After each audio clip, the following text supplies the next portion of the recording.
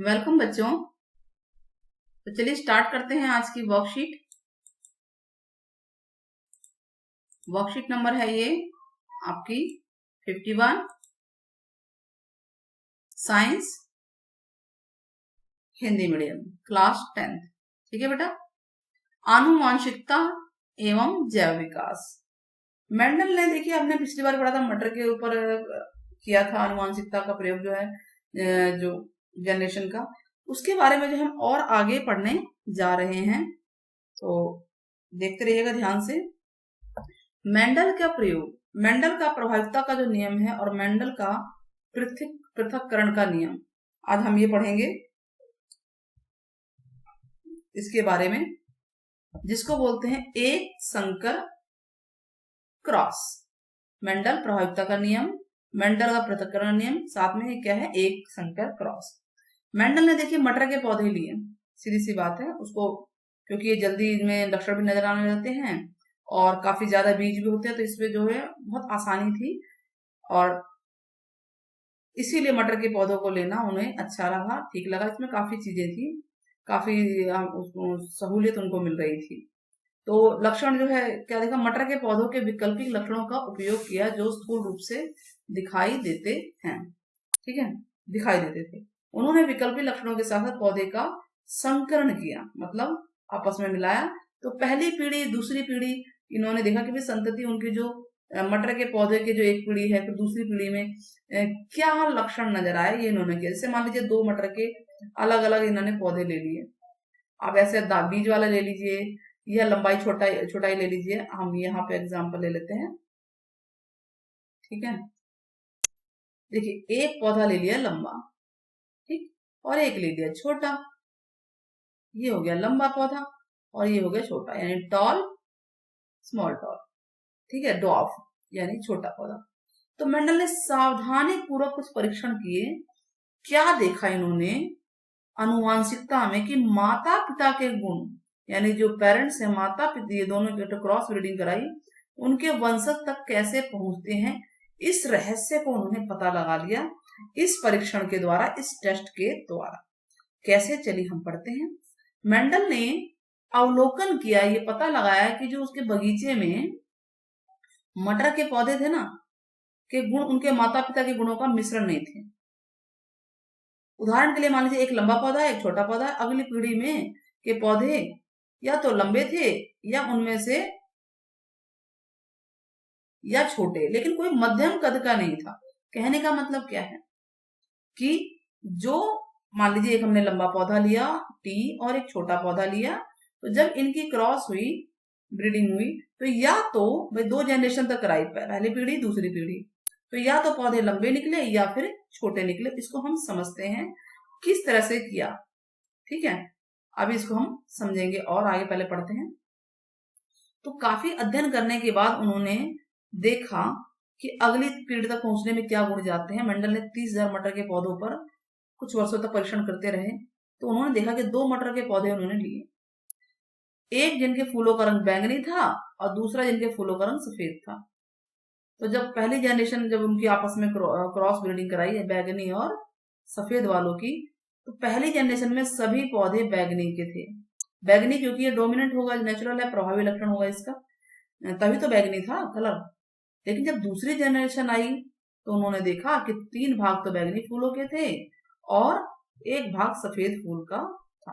फिर इसको हम ऐसे समझते हैं कि मान लीजिए लंबा पौधा, प्योर लंबा पौधा लिया, प्योर छोटा पौधा लिया, है ना, टी मन में उसको गुण मान लेते हैं, और इसका स्मॉल टी, ये क्या है अभी हम आपको और बताएंगे। जब इनकी जनरेशन की क्रॉस ब्रीडिंग कराई तो ये एक गुण से आएगा माता और पिता से, और टी स्मॉल टी बनेगा। ऐसे ही अगला क्या होगा, T small T, next T small T. ठीक है, और इसके साथ भी हमारा ये वाला बनेगा टी स्मॉल टी। तो हम देख रहे हैं जो ये पहली पीढ़ी है, पहली जनरेशन है F1, इसमें सभी पौधे लंबे ही आए, लेकिन उनके गुण जो है टाइप बदल गए। देखिए ये टाइप बदल गए कि नहीं बदल गए, है ना। अब इन दोनों को ले लिया, इन्हीं टी को ही ले लिया, टी स्मॉल टी, लंबे पौधों को लेकर, लेकिन गुण अलग है। और दूसरी जनरेशन में ब्रीडिंग कराएंगे तो देखिए आप, ये लंबा पौधा आएगा टी, पहला वाला माता पिता वाला गुण आ रहा है ना, है लंबा ही। अब इस टी का इस टी के साथ कराएंगे तो टी स्मॉल टी, ये भी लंबा है लेकिन टाइप चेंज है। आप इसको इससे कराइए, ये भी लंबा पौधा, ये तीनों तो लंबे पौधे हैं, लेकिन जैसे स्मॉल टी हुआ तो ये हमने देखा कि छोटा और छोटा पौधा स्मॉल टी, यानी हम ये देख रहे हैं कि जब सेकंड जनरेशन में पहुंचे तो हर 4 दाने में से 3 दाना यानी 3 पौधे जो हैं, हर 4 पौधों में से 3 पौधे लंबे थे, टॉल थे, और एक पौधा छोटा था। ठीक है, तो ये सारा परीक्षण मेंडल ने किया था। सारा मैंने ही कर दिया, अभी समझाते हैं और अच्छे से। ठीक है, इसको हम नीचे भी बनाएंगे अभी। आया समझ में? हाँ, तो ये मैंने लंबाई का गुण ले लिया। ऐसे ही मेंडल ने यहाँ पे कलर का ले लिया। तो बैगनी कलर थे, पहली जनरेशन में सारे बैगनी कलर के फूल थे, लेकिन उनका संकरण स्वपरागण द्वारा कराया गया। जब दोबारे कराया गया तो जो दूसरी पीढ़ी थी उसमें 3 भाग बैगनी के थे और 1 भाग सफेद फूलों के पौधे पाए गए, जैसे कि चित्र में दिखाया गया। 3 अनुपात आप बोल दीजिए, बहुत छोटा चित्र है, ये साफ नहीं है। तो मेंडल का प्रभाविकता का नियम यही है। क्या नियम है, इसको हम पढ़ने जा रहे हैं। जो पहला नियम है कि मेंडल का प्रभाविकता का नियम ये कहता है कि जब विषम युग्मजी यानी कि जब समरूप जोड़ी के 2 गुणसूत्र अलग अलग होते हैं तो एक प्रभावी होता है और अन्य अप्रभावी होता है। नेचुरल है कि जब हम क्रॉस ब्रीडिंग कराते हैं तो एक का प्रभावी लक्षण होता है, एक का अप्रभावी। जैसे कि हमने पढ़ा कि बैगनी कलर प्रभावी था तो बैगनी फूल नजर आने लगे, है कि नहीं? जबकि सफेद रंग जो है अप्रभावी था तो सफेद रंग का पौधा नहीं था, बैगनी फूल वाला ही था। ऐसे लंबे छोटे में लंबा वाला जो है प्रभावी था, इसलिए पहली जनरेशन में सारे लंबे लंबे पौधे थे, है ना? यही था ना? तो ये बात ध्यान रखना, प्रभाविता का नियम क्या होता है, एक प्रभावी होता है, दूसरा अप्रभावी। 2 गुणसूत्र जाते हैं हमेशा, एक माता से एक पिता से, तो नेचुरल है एक डोमिनेंट होगा एक रिसेसिव होगा।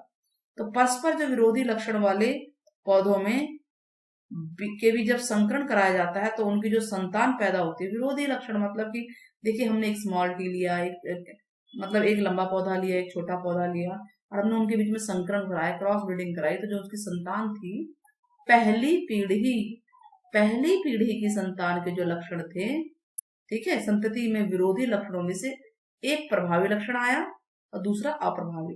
यानी गुण तो ऊपर से आया ही आया, माता और पिता से गुण तो आया, टी और टी, ठीक है, लेकिन ये प्रभावी है तो इसलिए लंबा पौधा था, टी स्मॉल टी, है ना? और ये अप्रभावी, तो इसको बोलेंगे प्रभावी गुण और ये है अप्रभावी गुण। ठीक है, तो प्रभावी गुण तो उभर के आ जाता है, लेकिन जो अप्रभावी गुण है वो छिपा रह जाता है और उसी तरह अगली पीढ़ी में स्थानांतरित हो जाता है। तो प्रभावी लक्षण तभी अपने आप को प्रदर्शित कर पाता है जब वंशज के समान रूप से 2 प्रभावी लक्षण पाए जाते हैं। तो प्रभावी और अप्रभावी समझ में आया आपको क्या है? जब भी अगली पीढ़ी जाती है तो जो लक्षण प्रभावी है वो उभर के आता है और जो अप्रभावी है वो आगे तो जाता है लेकिन वो प्रदर्शित नहीं हो पाता है। ठीक है, जैसे हम और समझाते हैं, मम्मी और पापा से बच्चे को गुण मिला तो बच्चे के बाल चले गए पापा जैसे, तो बालों में गुण तो दोनों का होगा, लेकिन पापा का गुण प्रभावी था इसलिए पापा जैसे बाल हो गया, मम्मी वाला प्रभावी नहीं था इसलिए मम्मी जैसे बाल नहीं हुए, लेकिन गुण वही है। ठीक है, तो मेंडल का ये था प्रभाविकता का नियम। अब पृथक्करण का नियम समझते हैं, एक संकर क्रॉस। तो पृथक्करण का मतलब क्या होता है कि जब एक जीव अपने गुणों को स्थानांतरित करता है तो उसके वंशज अपने माता पिता के दोनों से, मतलब माता और पिता दोनों से उस गुण का एक एक लक्षण लेते हैं ना। तो मेंडल का नियम बताता है कि 2 विभिन्न लक्षणों वाले जब मटर के पौधे दिए गए तो जो वंशज में प्रभावी लक्षण प्रदर्शित हुआ और अगली पीढ़ी में हमने देखा था ना, सेकंड पीढ़ी, वो वाला लक्षण भी एक आ गया था जो अप्रभावी था कि नहीं? देखिए जैसे पहली पीढ़ी में बैगनी रंग था, सभी पौधे बैगनी रंग के थे, लेकिन दूसरा भी तो था ना अप्रभावी लक्षण, कौन सा था? सफेद रंग, लेकिन कोई पौधा सफेद रंग का नहीं था। लेकिन जैसे दूसरी पीढ़ी में कराया, ये वाले पौधे फर्स्ट जनरेशन वालों के ही, ठीक है, फर्स्ट जनरेशन वालों का ही हमने कराया, तो दूसरी पीढ़ी में 3 पौधे तो बैगनी नजर आए, हर 4 में से 3 बैगनी वाले थे लेकिन एक सफेद आया था। यही है हमारा, ठीक है, तो इसको बोलते हैं जीनोटाइप। जीनोटाइप का मतलब होता है बेटा 3:1, यानी ये जीनोटाइप लिखने का तरीका है कि जीन कैसे गए, 4 में से 3 के जीन जो हैं बैगनी वाले पाए और एक का जो है सफेद वाला पाए। या लंबाई और छोटाई में भी अगर हम बोले, जो हमने कराया था ये वाला, तो सेकंड पीरियड जब हम F2 जनरेशन में गए थे तो 3 तो लंबे थे कि नहीं थे, इस तरह के थे, लेकिन एक पौधा जो था ना वो छोटा था, तो 3:1 ये जीनोटाइप कहलाएगा। ठीक है, दो ही बातें आई है इसके अंदर, प्रभाविकता का नियम और पृथक्करण का नियम। अब प्रश्न नंबर 1, प्रभावी और अप्रभावी लक्षण क्या होते हैं? तो बच्चों ये क्वेश्चन नंबर 1 आंसर आपका ये है, प्रभावी और अप्रभावी लक्षण। सारा हम इरेज कर देते हैं यहाँ पे।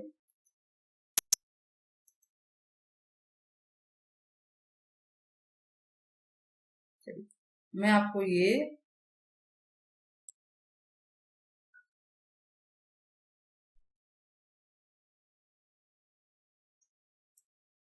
हाईलाइट भी कर देती हूँ।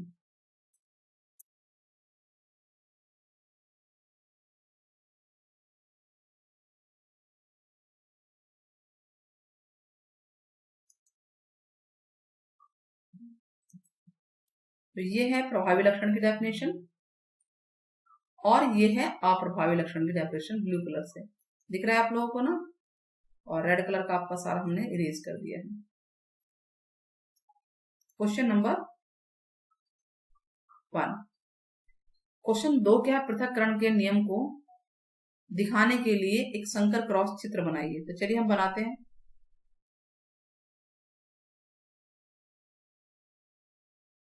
जो हमने पौधे वाला बनाया था ना वही बनाएंगे चित्र।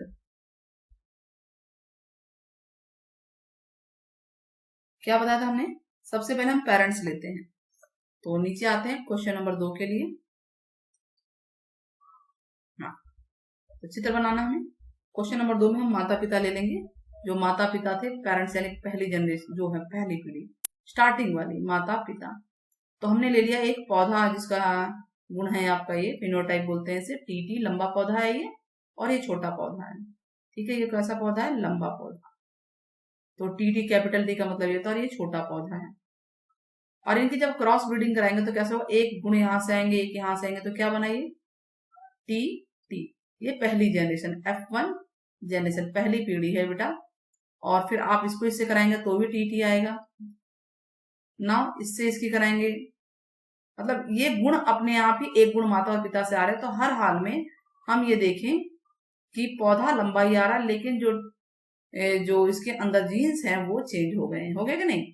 वो प्योर लंबा था, प्योर छोटा था, लेकिन यहाँ पर लंबा पौधा तो है पहले जनरेशन में, लेकिन क्या चेंज हुआ है, इसका टाइप चेंज हो गया है। ठीक है, और एक गुण हमेशा माता से, एक गुण पिता से आते हैं। तो इस तरह से ये 2 बन गया, क्रोमोसोम 2 बन गए। ठीक है, अब हम ये 2 उठा लेते हैं कोई से भी सेकंड जनरेशन के, फर्स्ट जनरेशन के लिए, और इनकी आपस में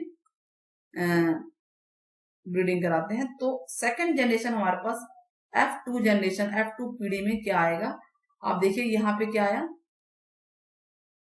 टी टी, फिर आप इसको इससे कीजिए टी, स्मॉल टी, इससे ये सारे कॉम्बिनेशन लिख रहे हैं हम लोग। ठीक है, और उसके बाद ये देखिए, तो हमने क्या देखा कि हर 4 में से 3 पौधा तो लंबा बना, लंबा, लेकिन एक पौधा जो है छोटा था। ठीक है बेटा, और यही है हमारी F2 जनरेशन। और इसका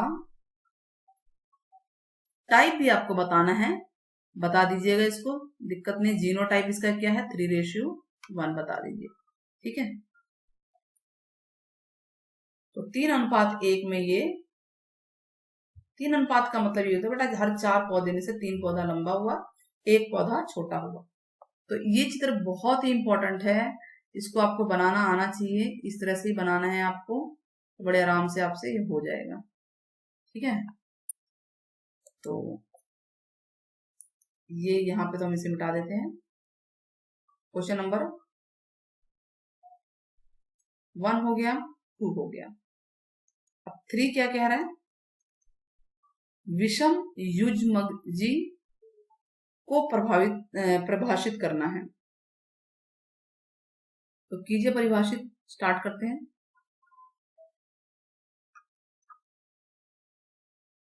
देखिए ये लिखा हुआ है, इसको पहले मैं इरेज कर देती हूँ। क्वेश्चन नंबर 3 के लिए